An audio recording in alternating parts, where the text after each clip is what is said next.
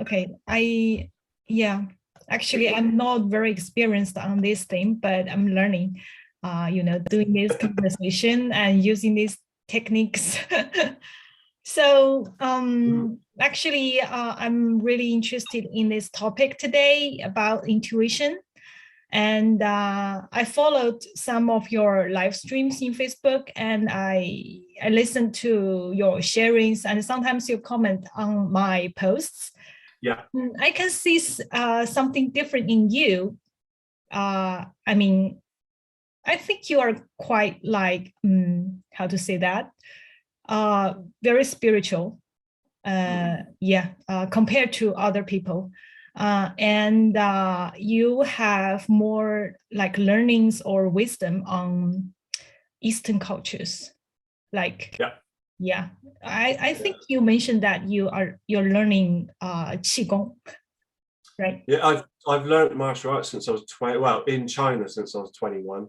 So I've learned martial arts all my life, effectively. But recently qigong, especially qigong, and studying Huangdi Neijing as well. So I studied that. Really? And well, here you go. I'll give you another book I'm studying. So I've got the collected works. Oh, Dufu. Yeah. I think that would be fair to say about connection with Eastern culture and the understanding of Eastern principles and how they connect to like the New Age thought in the West. Yeah, that's a great point, because I had a thought yesterday. I think the spiritual growth and the self-development is the same thing of one, or the two sides of one coin. It feels like, spiritual path is more like, how to say that, more compatible with the Eastern culture. And the self-growth, the system is more Western. But it's a bit like the holistic approach. Think of it a little bit like Western medicine and traditional Chinese medicine. Like if you put it in that sort of dynamic, you wouldn't be far out, I don't think. Yeah, it feels like that. That's very interesting. But you mentioned you've been lived in China for many years. Since 21? So, I was in Dongbei for many years. So I'll be going back there as well as soon as I can. So I've spent a lot of time in China, a lot of time in academies learning martial arts and spirituality. I've had a very blessed life of a lot of travel. Oh, that's great. But what kind of academy you learning? I was in a Shaolin martial arts academy. Really? When I was 21. Yeah, so I it's funny actually, because you talk about intuition. So I mean, back then I was 21 years old. I was still living with my father. I wanted to connect with my father, see. So I moved with him to Manchester, and I wasn't connecting right, and something just sparked in me all of a sudden one day. And the opportunity came about on the internet to apply to go to Shaolin Academy to learn martial arts. And there was lots of questions, are you the right fit, etc., etc. And I was inspired to do it. And I didn't think, I just did it. And I can still remember to this day, putting all my details in, am I good enough, that type of thing. And they came back with this beautiful acceptance letter, and then sent me a letter in the post as well. And that was it. I flew over to China. So do you have any like relatives or family connections with China, or you just, suddenly had that idea, I want to? No, back then there was no family. It was, I've always loved Chinese culture. Since I was a little kid, there was something that resonated with Chinese culture, traditional Chinese music, just like everything, especially like history. So it was something that was just really close to my heart. And that's where the inspiration came. It was like, you're 21, you have some money in the bank, you have this opportunity, just go. So it's okay. Yeah, that I think that really is how intuition works. on us, right? Yeah, well, I think the way people misunderstand intuition is that we have intuition all day, every day. There's intuition. You know, we are expressing the direction that we need to go in our life. Mm-hmm. What we do, however, is when that inspiration picks up, we flood it with thoughts. If we don't act on it within that split second, the mm-hmm. thoughts come in. Mm-hmm. And the longer we allow those thoughts to come in, the original feeling of intuition just dissipates and we forget it with a flood of thoughts. Mm-hmm. So when you hear about people, the greatest successful people and the greatest minds, and they tackle procrastination, it's for that reason. Because when procrastination's out of the way, intuition can flow. You know, you can just act. If you're inspired, do it. You know, just do it. You will never be wrong. It's the thought, it's that procrastination, that gap in between intuition and action. That gap in between is where we get lost. Yeah, right. We lost that energy, that motivation to move on, right? We live in our minds, don't we? I mean, we shouldn't, but we live in our minds. So the problem is then you get this beautiful feeling of intuition, mm-hmm. but it's different than what you're programmed to use. It's different than what you regularly, habitually use. So then you go back to like the thoughts. And so then intuition just, they're not listening to me anymore. And it just slowly disappears. But the more we do that, the stronger what we're doing. Every time when we do that, we're actually saying, intuition, we're not really going to listen to you. You know, we're not really going to act on these things that you want me to do. I'm going to listen to here. So we slowly lose the connection, the muscles to our intuition. We ultimately disengage from our spiritual self. Mm-hmm. I see. So what's the benefits of following intuition? Because you know, sometimes we follow our intuition because, as you said, we have intuition like every day, every moment we can connect to that. But sometimes we follow that intuition. So what's next, or what's the difference of not following that intuition? Do you want to find yourself? Do you want to be able to express your uniqueness? My guess is that the answer to that would be yes. And that we do that through intuition. The intuition's never wrong. It's our perception that's wrong, our conscious awareness. You know, we consciously say, can I do that? Should I do that? It's that awareness that's wrong. Intuition's always right, always right. And you feel connected with something, you gain this intuition because it's a part of who you are at your essence, at your center, your spiritual center. So when we're directed to it, we have to follow that. And when we follow that, it opens up who we are. It opens up our talents, our happiness, our peace of mind, our inner peace, inner balance. It brings enlightenment ultimately. Yeah, right. Sometimes you follow the intuition, you do something, and you will find out, wow, there is a bigger picture waiting for me, like step by step. Direction. You can see it. I mean, there's been more than one occasion where, I mean, even going into Bob Proctor was intuition for me. I mean, like my whole journey. Yeah. I saw it. I was sat here and I could see each step of it. And it was like a sort of, it was a little bit like a tubular energy, like a snake energy, and it was just flowing, and it was connecting my qigong over to Bob Proctor and mindset and spirituality, my meditation, and it all connected. And I just watched it, and I thought, wow, you know, that's so true. It's taken me on a journey. Just allow it to flow, you know. And so you will perceive it. The more you train your intuition, the more you're gonna consciously perceive it. You're gonna really start feeling connect with it, you know, and that's a beautiful thing.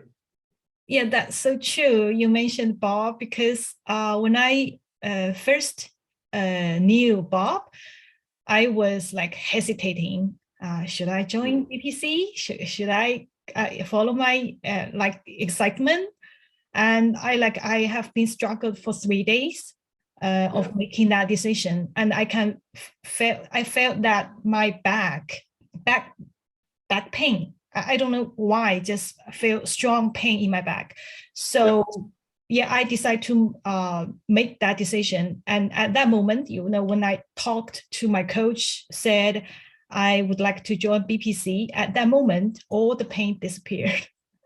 Yeah, it's congestion. There's many different ways of thinking of this, but I look at it as a sort of a chi-based analysis. We have the chi flow, we constrict it. Right. And when we constrict it, and it's the same here, we get emotionally heavy. Yeah. And we get anxious, or we get over happy. And I look at it like this. I mean, for me, with my qigong, it's like this. So it's always moving. There's always some sort of movement. But if I get too sad, or if I get too angry, it starts getting erratic. And I just can't hold my balance. If I get too excited, it does the same thing. And every single time, what I need to do is be conscious. So when I feel it going, then I just bring it back. So I'm just consciously aware throughout my day, not to be too excited, not to be too upset, just to stay balanced.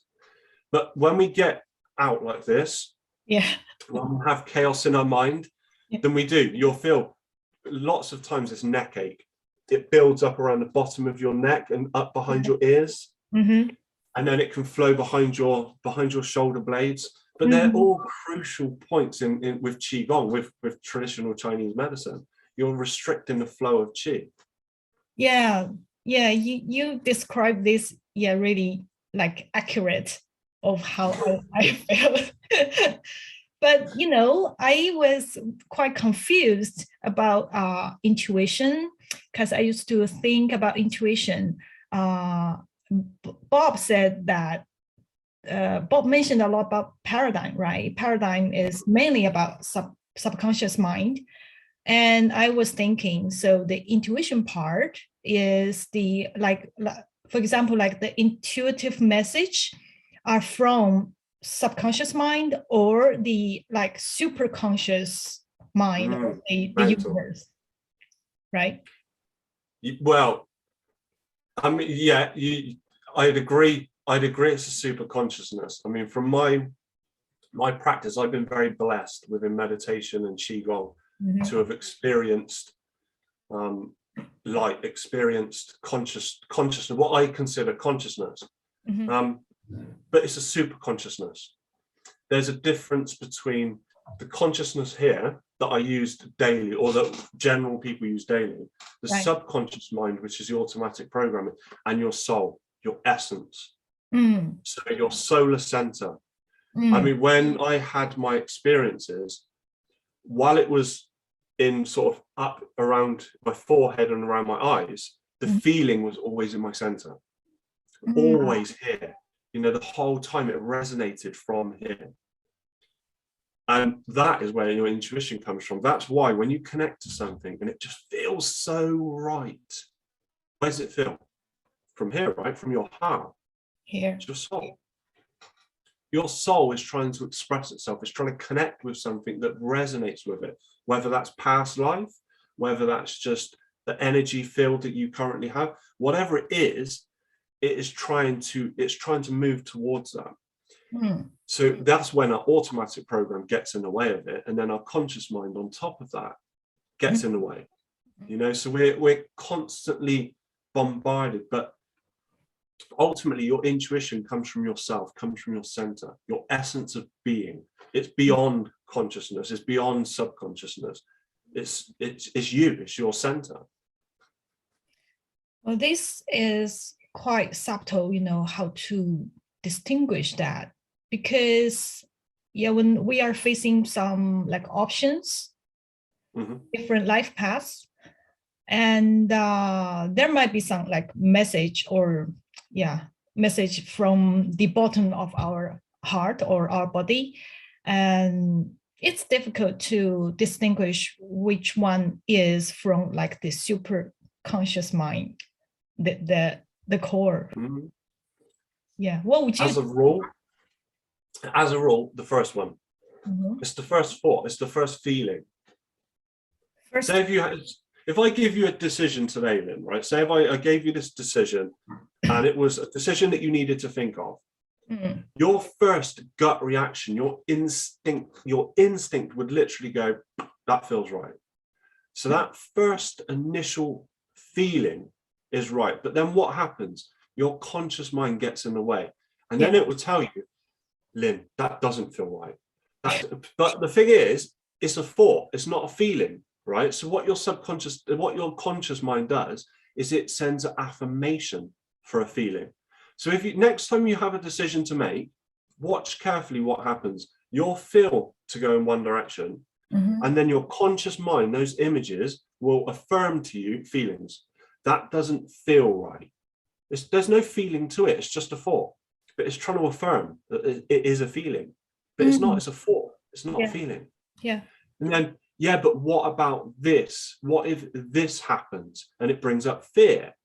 So what actually our conscious mind's doing is saying, essence, your true self, your true center, shh, we don't want that. What I'm going to do is I'm going to trick the person into thinking of an emotion and therefore suppressing the original emotion. It's a bodyguard, but it's a naughty bodyguard. It's trying to constantly throw us off who we truly are. So the idea is the first thought, the first feeling is the one you hold on to. The thoughts afterwards, you don't give them so much energy. Yeah, that's so true. I totally can resonate with that part. You said the thoughts would persuade you this is a feeling, but it's just a thoughts. It's not true feeling. Yeah. So it's like our conscious mind would do the reasoning work. And this reasoning work would bring the subconscious mind to some bring out some fear or some old paradigm. Some past experience. Yeah, past. And it goes, it connects it. Yeah, right. Yeah, it's a very dangerous thing. But we operate like that, every day, right? We got some message and we think and we depress. It's like Krishnamurti talks about a very, very good, he wouldn't class himself as a spiritual teacher, which is something that I really love, but he talks about the past and he talks about the present moment. The beauty of a thing is we always try and compare it to the past. So we have all of these past experiences. You will always try and analyze the present moment to something from the past. So you can never truly enjoy the present moment. So that initial experience of something, maybe we smell a flower for the first time. That flower, it smells beautiful and it sends this unconditional love through our body. But then what happens the second time we smell a flower, it's never going to be as good as that because we always analyze it towards the past. That is what our mind does. It's like this wonderful machine, this wonderful tool that connects everything. But then the problem is it gets in our way of the present moment. It gets in the way of our life. Yeah, that's so true. Because I used to practice that, living at the moment, no drama. Just indulge myself in the current situation, the color or the smells, something like that. I found it's quite difficult because the thoughts, like some definitions, would just jump out of my mind. This is a flower, this is a rose, and this is pink rose, something like that. But practice. It's all practice. The more you feed your mind, the more it's going to talk. Say if there's something I need to do, maybe I've got about 10 books at the side of me here that I read every day. Okay, let's say for example it's been a long day, I've got lots done, and then I'm looking at this pile of books and I'm thinking, 10 minutes on each book every day. Mm.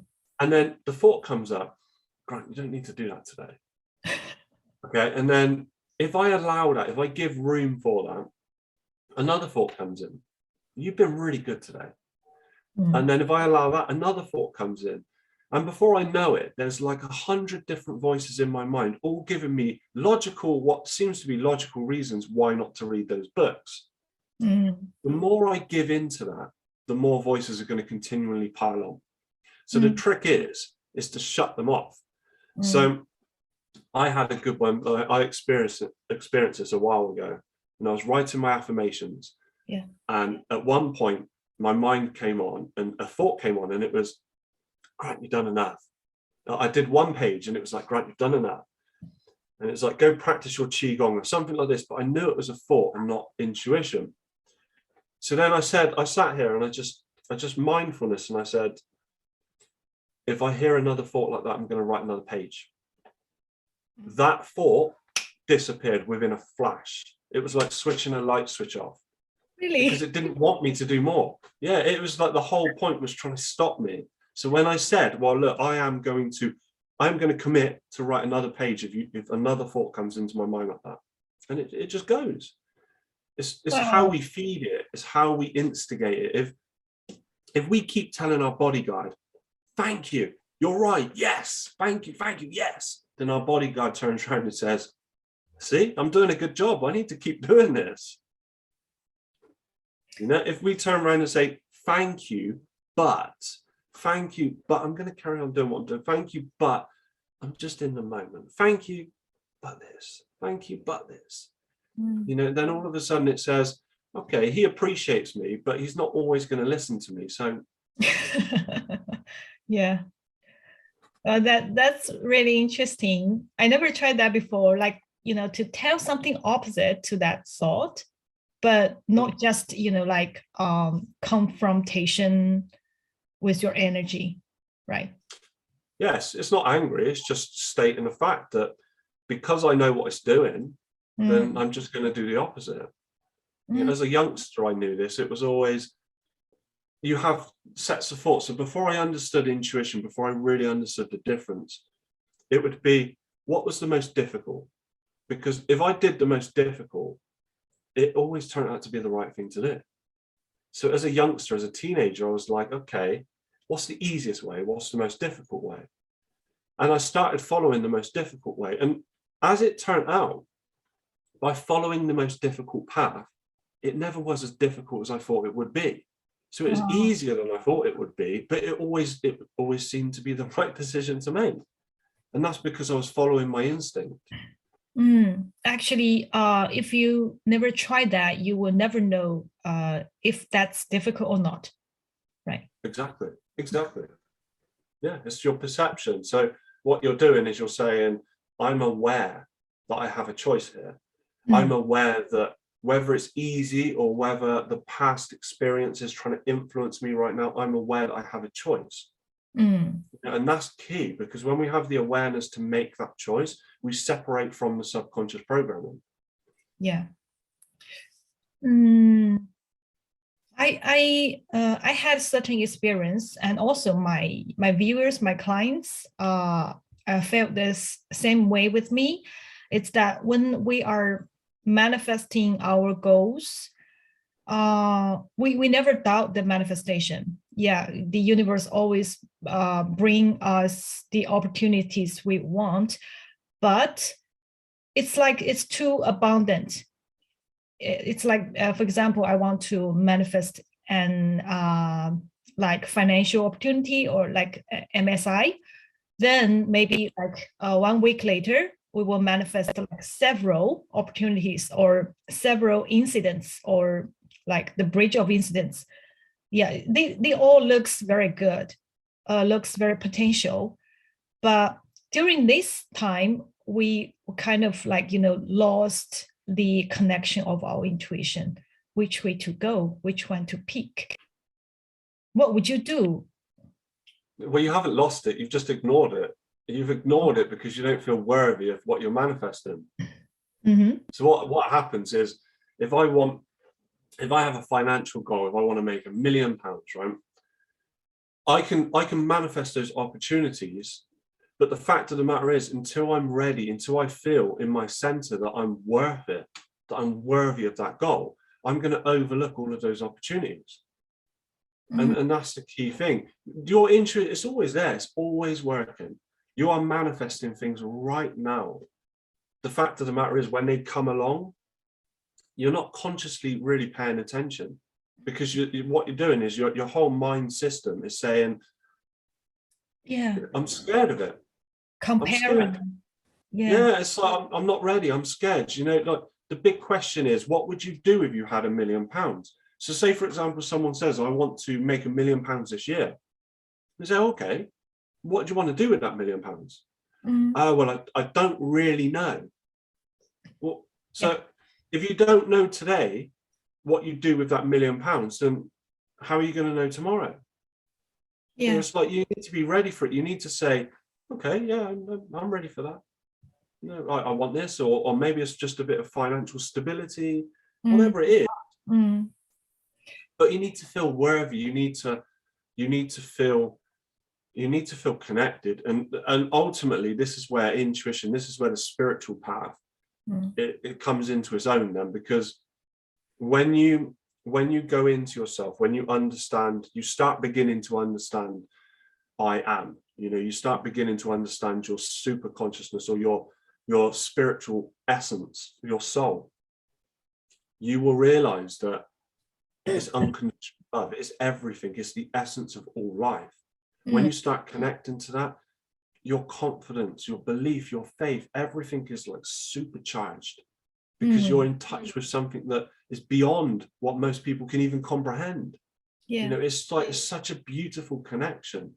So it's like everything, every living thing, every sensual being, everything in existence, I'm connected to. My awareness, you know, I've created it. So therefore, everything I can manifest in my experience. If I've created everything that is in my experience, I can create more. But then I need to feel whole. I need to feel at one with everything to really make that happen.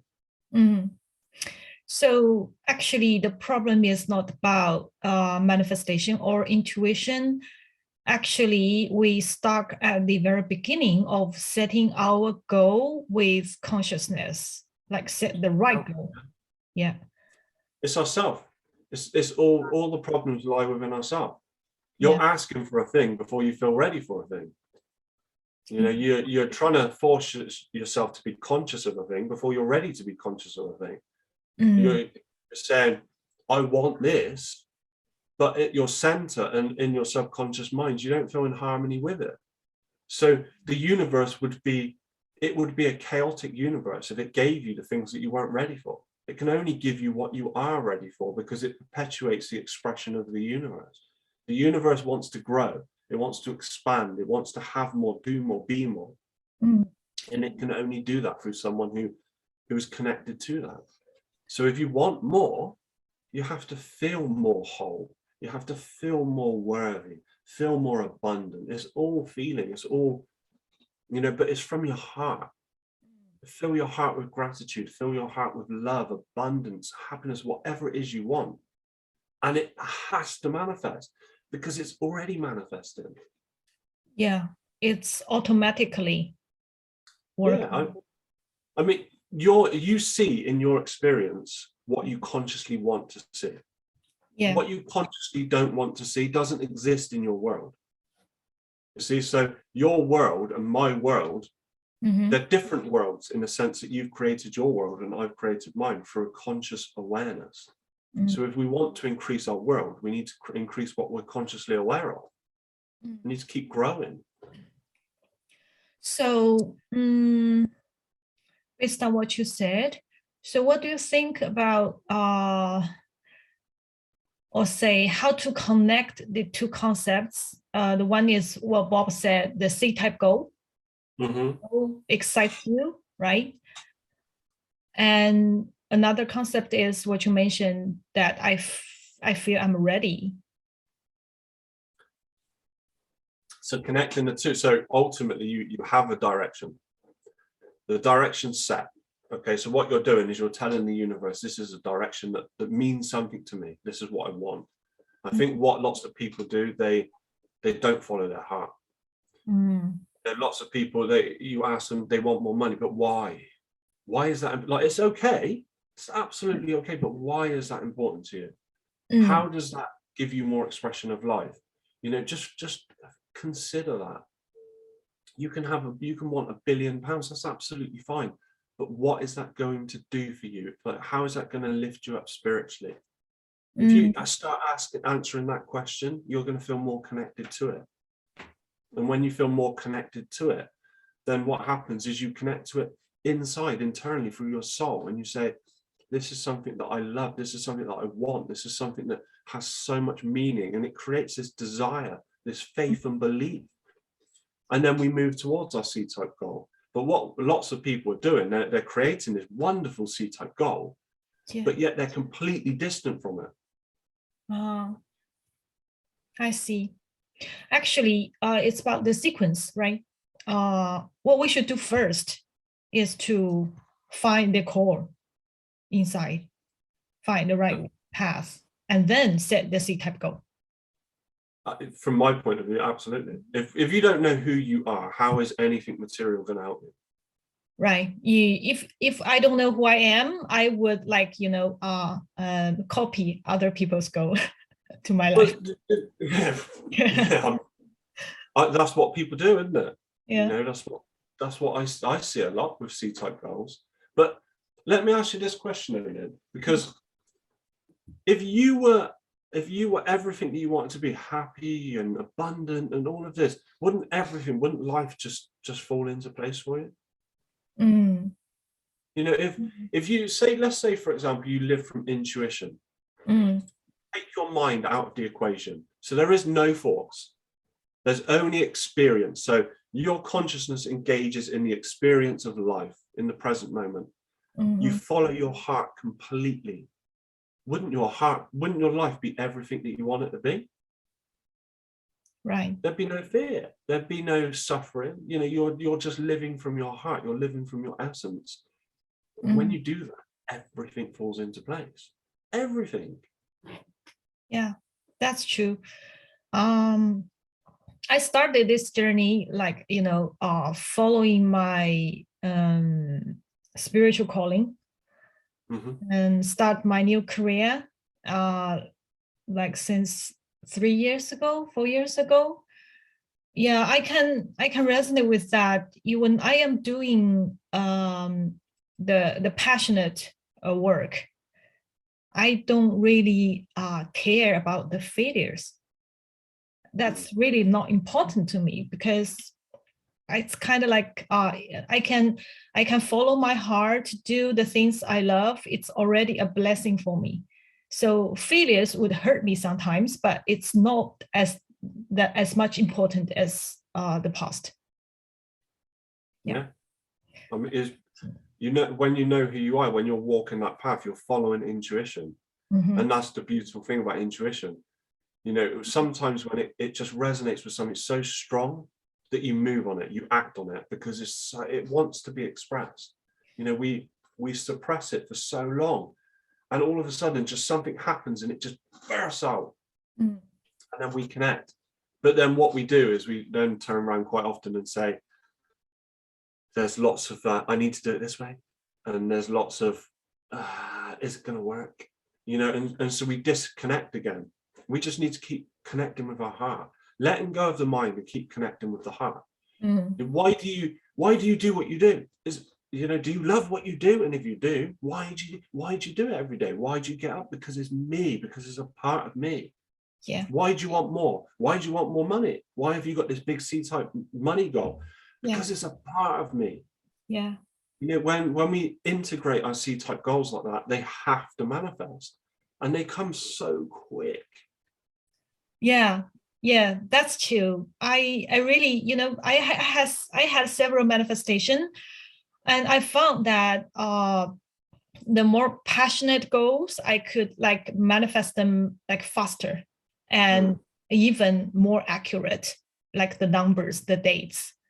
So that's so true. But what would you suggest us to do the how to develop our intuition, like daily practice, or because mindfulness.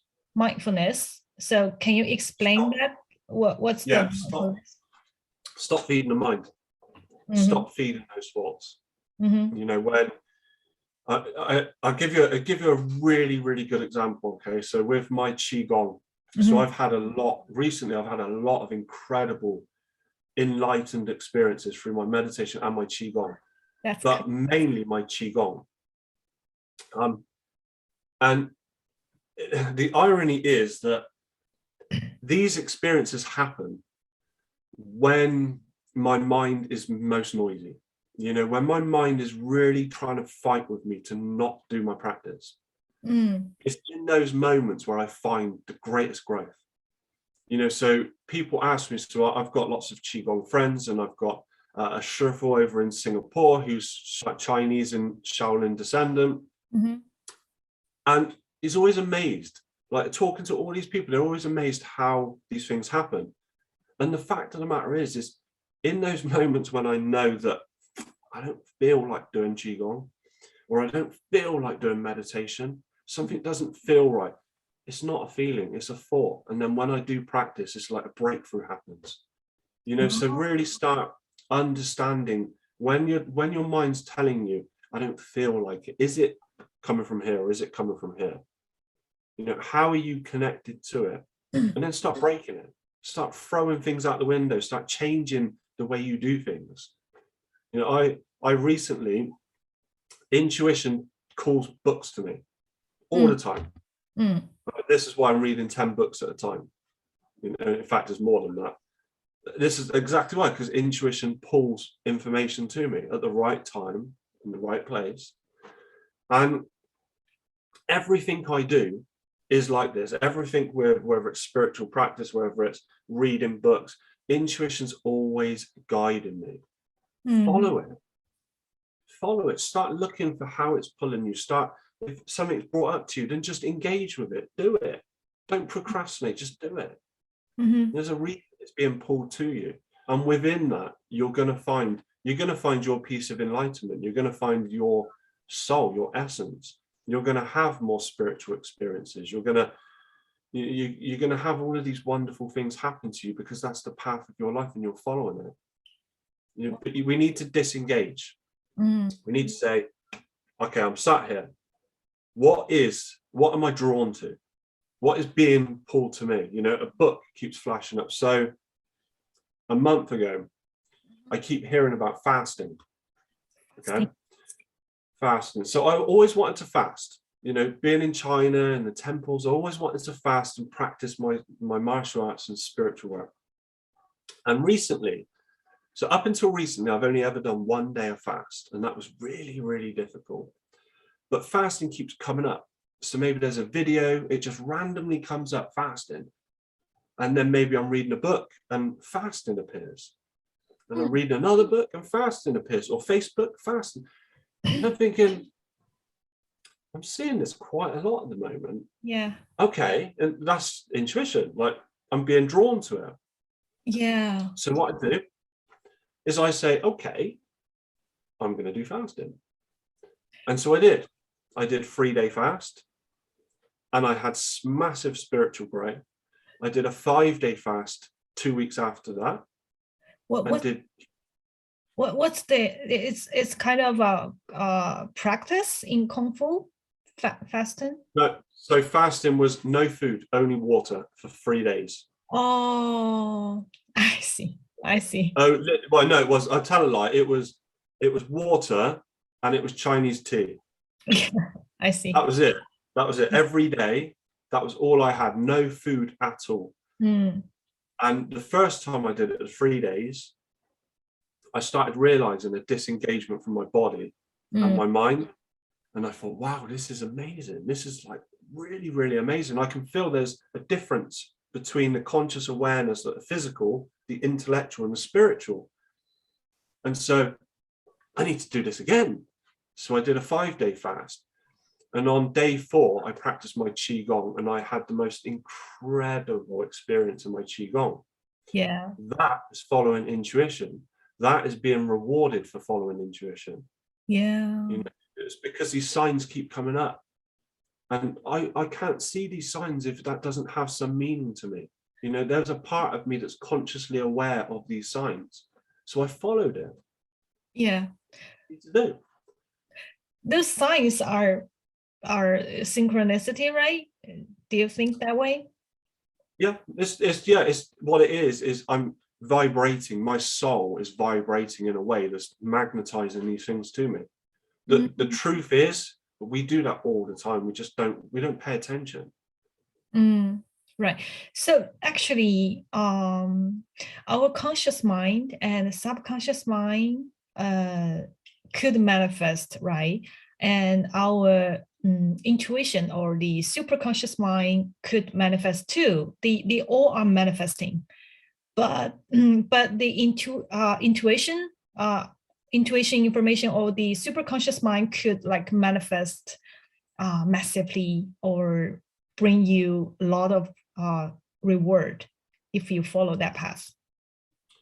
Yeah, I mean, if you look at it like this, we've got like the physical body, okay, then we've got our mind, which is the conscious and the subconscious, okay, and then we've got, say, our super consciousness, which is like, let's call it our soul, okay. Let's say we've got 3 layers of awareness. We've got the physical, we've got the intellectual, and then we've got the spiritual, okay. We can manifest through thoughts and through the integrating it within our subconscious, because it's connected to a spiritual. So if you look at it, that our spiritual is connected through the mind to the physical is connected through our mind to the spiritual. Yeah. However, that's like the normal sort of the way to look at it. However, when you have an awareness of your super consciousness, then it's a game changer. That's when you can manifest things on a spiritual plane. That's when you can manifest greater potential. That's when you're truly manifesting things to enhance who you are as a person and enhance the rest of the world as a result. I see. It's like the pure center of manifestation. Yeah, it's like which layer or which level you are manifesting.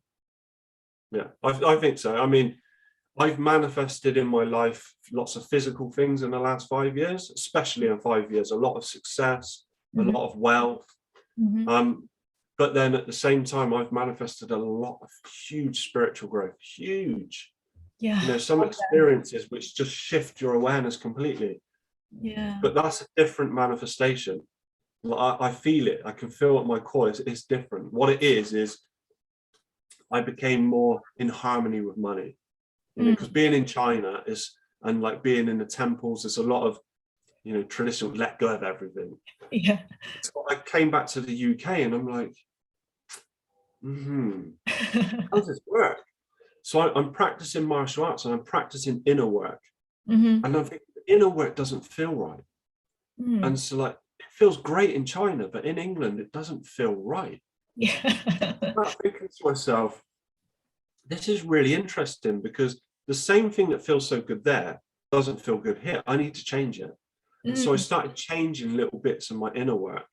And what I found then is that it made me realize that must mean that what works there isn't 100%, it isn't set in stone. I can change it. I can change the way I look at things, even from these teachings. So then I start realizing, money. Why am I rejecting money? Because if I want peace and harmony in my life, I can't be fighting something. I have to let everything in. Right. You can't reject money. If you reject money, you're fighting against life. It's a part of life. Yeah. And so I allowed it in and my life completely changed. So we need to just be more open. We need to be living from our heart, but open our minds. Stop closing the door. Stop closing our feelings down with thought. We just need to open. We just need to slowly start like blossoming like a flower from the inside out. Yeah, that's how I feel during this journey after following Bob. I think the yin energy, yin yang, yin energy, or the yin practice in development is like the first step to do, because that's the root of our soul. And then we started to develop the yang energy, like to how to take actions, how to think rationally, something like that. But yeah. I'm not sure of my thinking. Yeah, that's a fair way to say it. You know, and what does yang energy do? It tries to dominate yin, like it's masculine energy. It tries to dominate the female energy. We see that. You can see that in nature. You can see that with human beings. Yeah. You know, the world does work that way. And so that's ultimately what's happening, isn't it? We have a lot of yang and it's sort of controlling the yin. You know, if you look at it like the elements of our body, you know, we're very fire. We have lots of fire in the top of our body. We hold so much fire that we can't sleep at night. We can't, you know, we can't focus, we can't concentrate, all of these things because we have too much fire. It's only once we bring the balance back within our body, bring the water back up to soften the fire, that we find our center. Right. That's a beautiful explanation there. Yeah. Also, you know, answer my question. I was thinking about that recently, and I'm quite impressed about what you mentioned. You mentioned about your meditation. When the mind is quite, you know, in chaos, you just go to do the meditation, but not follow what mind said. I don't feel like I want to meditate. This happens like last month for me. Because I feel like I've been in chaos for several months.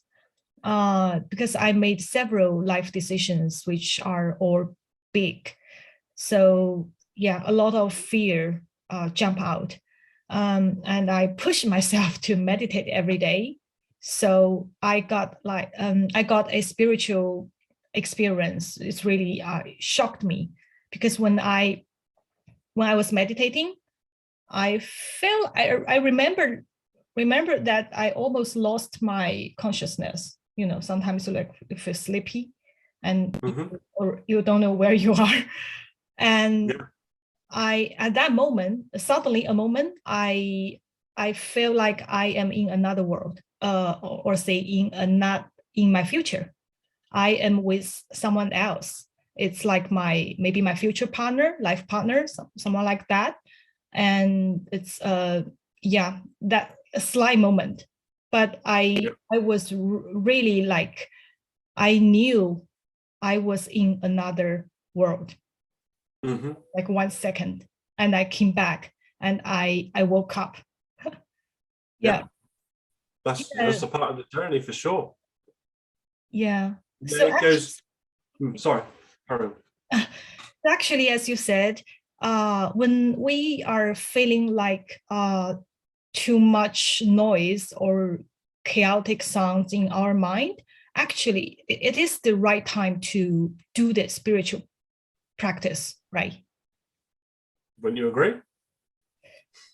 My real experience told me so, but I didn't summarize it like that. But why did you do meditation?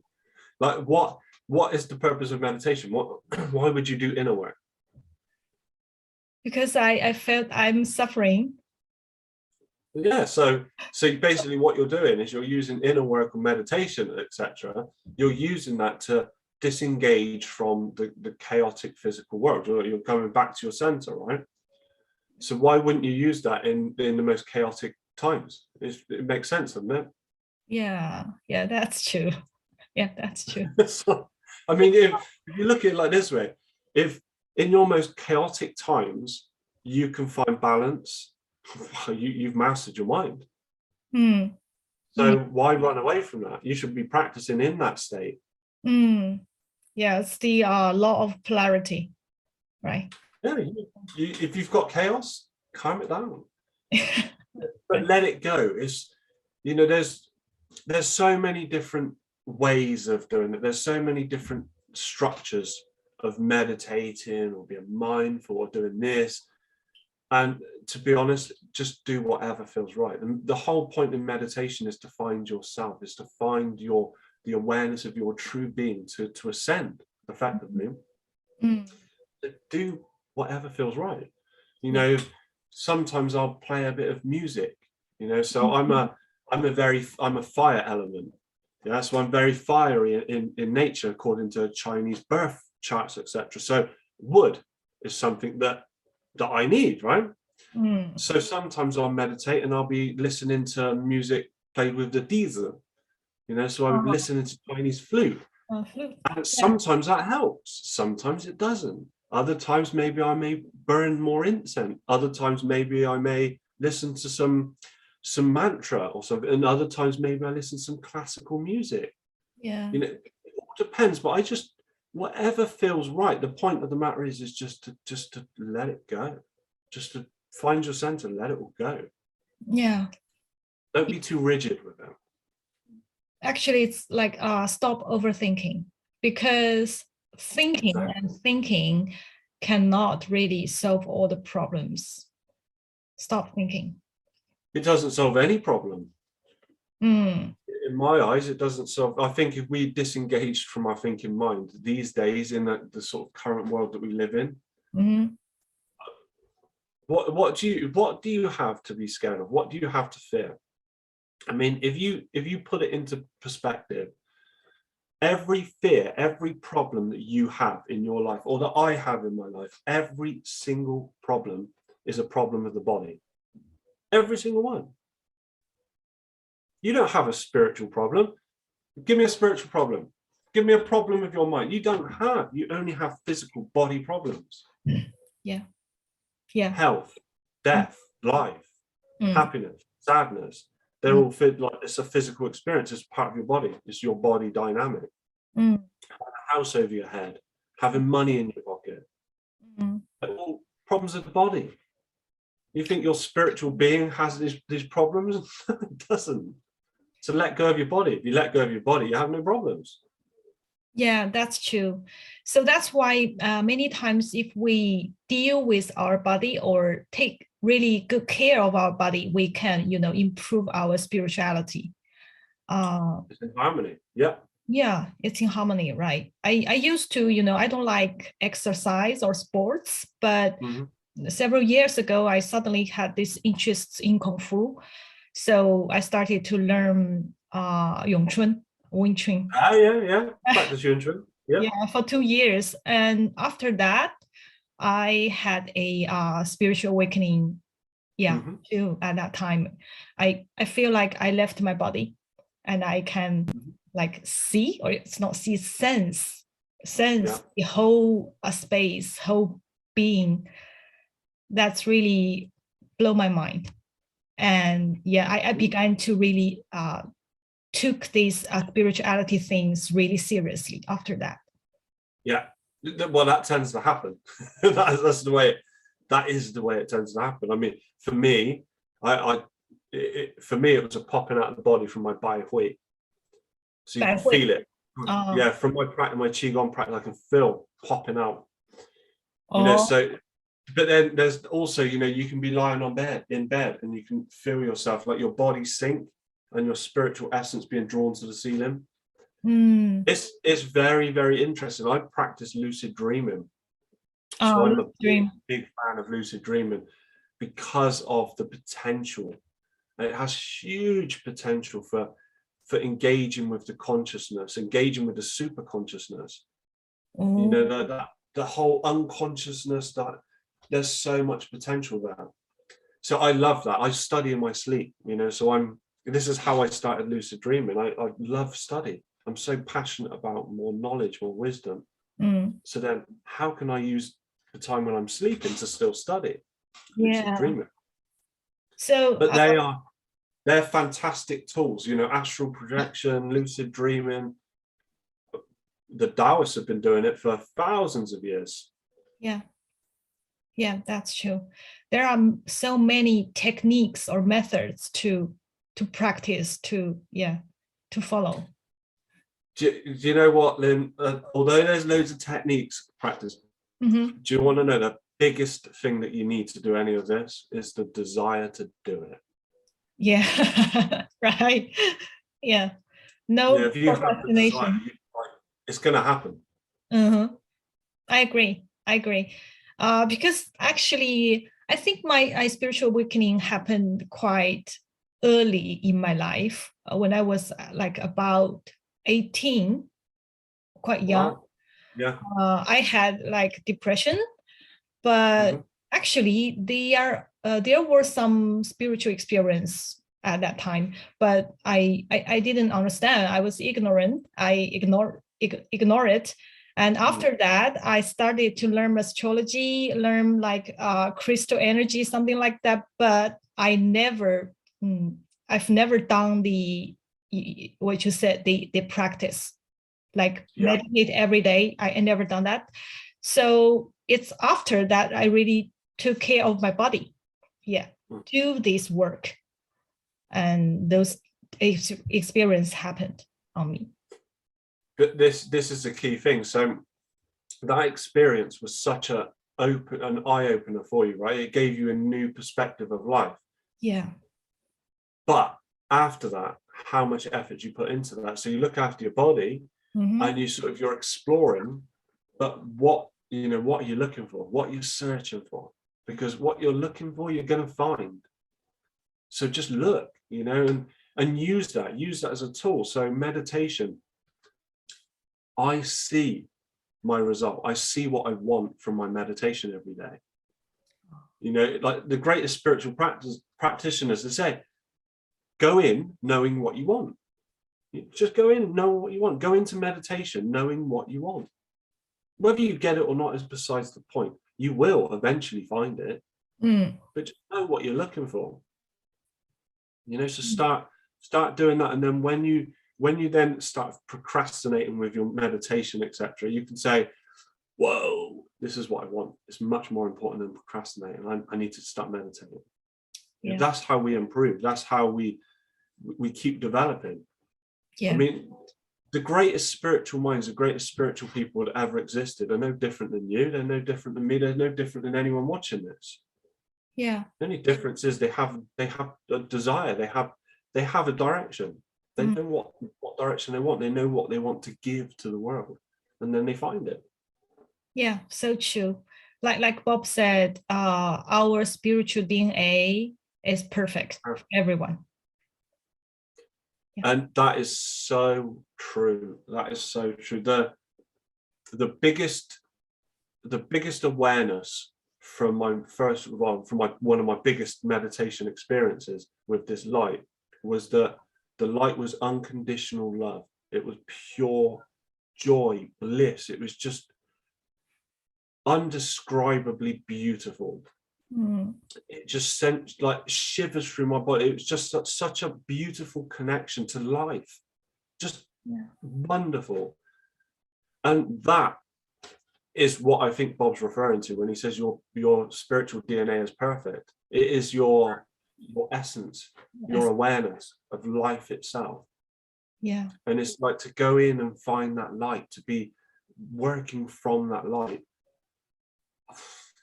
I mean, to me, that's enlightenment. To me, that's everything. That's wholeness. You won't find that feeling in anything in the material world. That I know for experience. Yeah. Your spiritual DNA is perfect. Believe it. Affirm it. Make right affirmations. I am at my essence perfect. Limitless. Yeah. But just really, really get that in. When I joined Bob Proctor's masterclass before becoming a consultant, and I was just struck. Bob, so you asked Bob questions, right? So, and I'm looking at it and I'm watching and I'm thinking, but the answers are already there. The answers are already there, And so my coach at the time, and he's like, Grant, ask a question. So I'm asking questions that I know that Bob can't answer because they're my own questions. I find it from the inside of who I am. But the thing that struck me was every single time it was, we're limitless. we are completely limitless at our center. Mm-hmm. How do I get to my center? How do I find the essence of who I am? How do I live from that light? Yeah. Yeah, it's like if I can review my essence, the light inside of me, actually the outer problems or limits all gone or disappear, right? Yeah. Yeah, this message is really encouraging to me, because I'm changing my goals this year for this new year, because Mm-hmm. I used to set some financial goals, career goals, or something like about how to be more popular, and how to impact more people like that. Yeah. But this year, 2022, I only want to improve my spirituality into a new level. Really, like live in that state. Yeah, that's personally, that's what I tell my clients. That's the way I am. My spirituality. But what I do say is have some sort of physical goal as well. You know, have a spiritual goal, but have a physical goal. And it's just because it's fun. It's so much fun. The journey is so much fun. You know, the one that I realized since I came back to China, came back from China, was that the few years running up to my goals, achieving my C-type goals, which back then I didn't realize was a C-type goal, just who I wanted to be. It was even after achieving it, it was like, it was running up to it that was the fun. You know, everything, even the day before I finally hit my goals was so much fun. Hitting my goals, it wasn't as fun as all the other days running up to it. So that journey of progression, of physical growth, you know, is a beautiful journey too. So don't discount that. You know, that is you are a spiritual being, but you're playing in a physical reality. Yeah. Right. So play. You know, play in the physical. Yeah, that's true. I need physical goals because the financial situation, or I also expecting some new life situation. Yeah, that's true. Yeah, that's a good message. I really love it. Take the opportunities though, Lynn. You know, the thing is every challenge in your life presents the opportunity for you to achieve your goal. Right. But what do most people do? They hide from those challenges. They call them big, scary problems, and I don't know what to do. Yeah. It shifts your perspective. You know, Bob talks about whether there's writing on this book. You know, in TIR, and he's like, well, no, there isn't, but it's your perception. So what you see and what I see, we're looking at the same book, but start doing that. You know, with your so-called problems or the challenges of life, they're my best friends. Honestly, they're my best friends.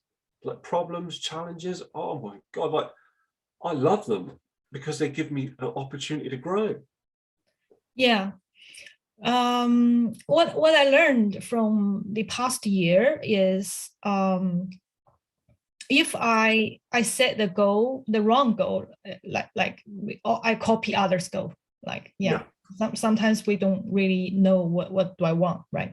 If I copy others' goal, the challenges are really like scary because I don't really love it.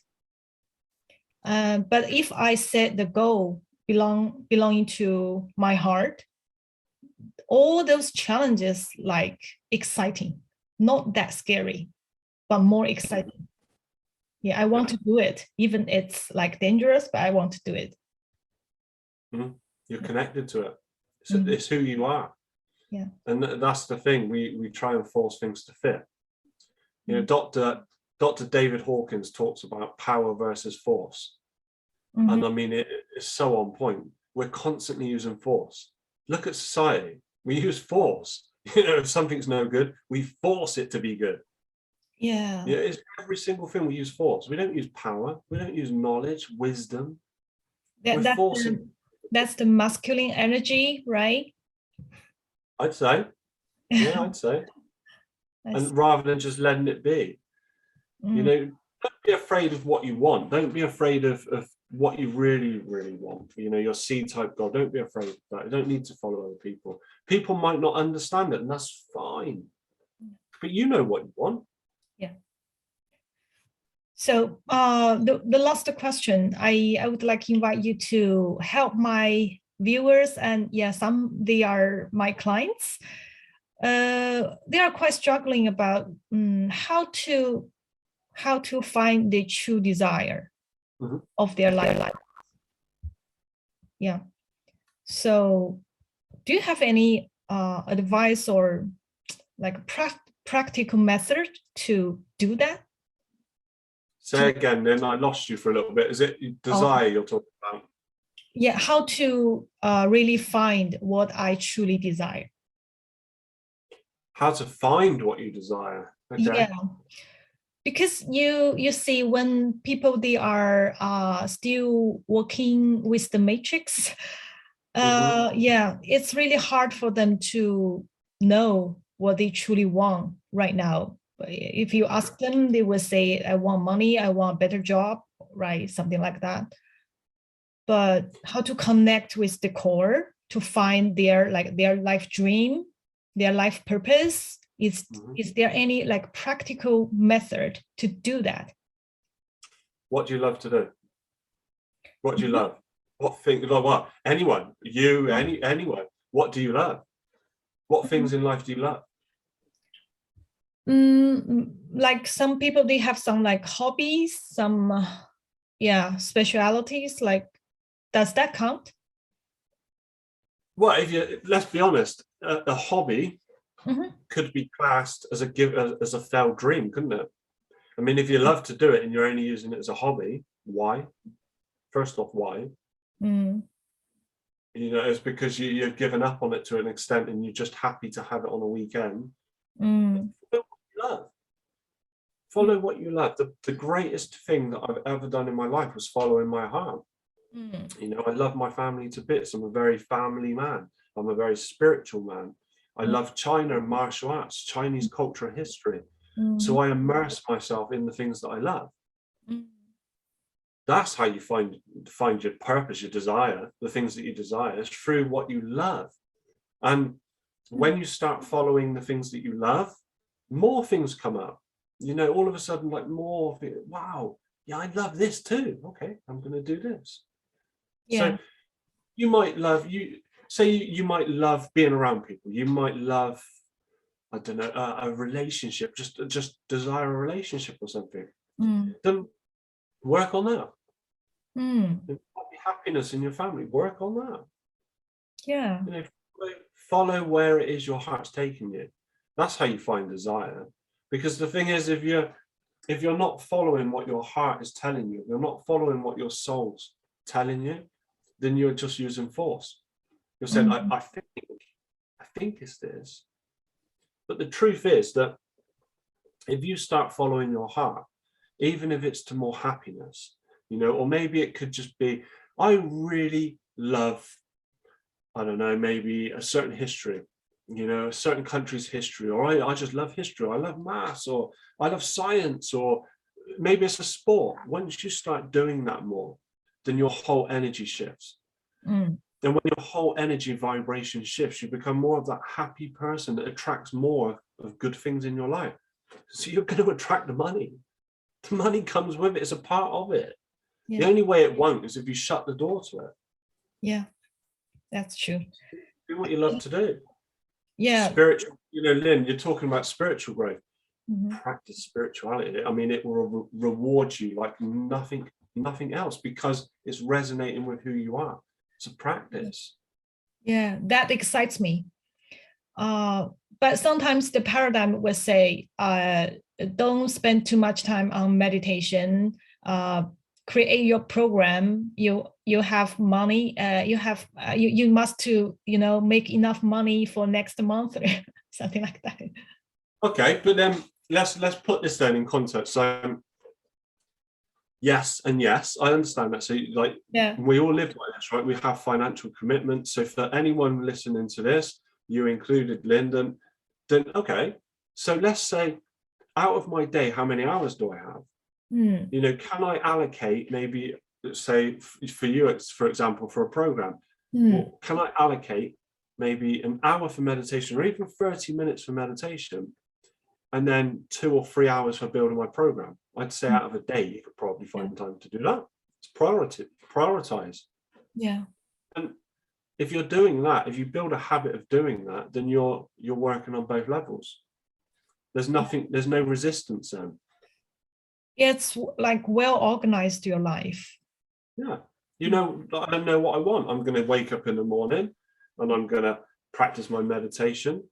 Once I finish my meditation, then I'm going to go into the rest of my day and I'm going to start smashing out my program, or I'm going to start smashing my life towards my goals. You know, I'm really going to start working towards that, and I'm going to give that time to it. Yeah. We have so much time in our day. To put this into perspective, in your evenings, you know, I don't know what you do, Lynn, but you know, most people in the UK or the West is TV. Yeah. And I know China, it's become a bit more like that, but when I first went, it wasn't so much. Yeah, they watch TikTok. Yeah.